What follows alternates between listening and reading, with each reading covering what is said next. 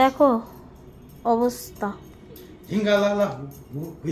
তুমি তো দিন দিন বাচ্চা হয়ে যাচ্ছ ওর মতো।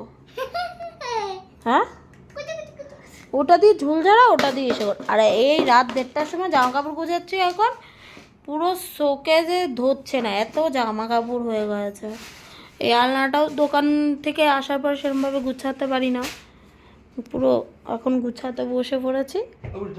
আর গান শুনছিলাম, ওই দেখো বক্সে গান সেইভাবে শোনা। আর তোমাদের দাদাভাই এখানে বাচ্চাদের মতন করছে। গরম লেগে গেছে রান্না করে। গরম লাগলে বলা যাবে না। সারা জনম তো আরাম করেছে, এখন একটু কষ্ট করো। তাও তো এসি রয়েছে, লোকের বাড়িতে তো তাও নেই।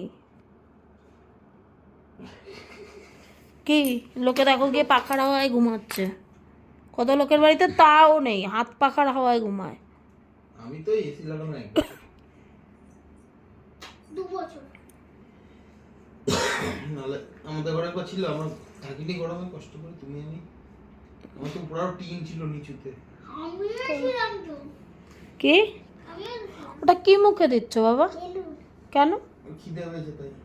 ফেলে দাও, ফলাচ্ছি। এমনি ফোলাও, ফুলে ফুলে ফুলে খেলো, মুখে কেন দিচ্ছ? মুক্তিও ফুলাবো তো। তাই বিছনার চাদর ফাদর সব পাল্টাবো, গুছাবো, সেইভাবে কিছু করা হয়নি। পর্দার দেখো ওই কোণাটা খুলে গেছে, কি করে? তুমি দেখতে পাচ্ছ না? ওই কোণাটা? সবকিছু আমার দায়িত্বে ফেলে রেখে দাও কিসের জন্য, আমি বুঝতে পারি না এগুলো। দাঁড়াও না, ওই কোণাটা? হ্যাঁ, ওটা খুলেছে কে বলেছে তোমায়? কি হয়েছে? ওটা প্রেস তো এইভাবে মারা রয়েছে। ওরকমই মারা। হুম।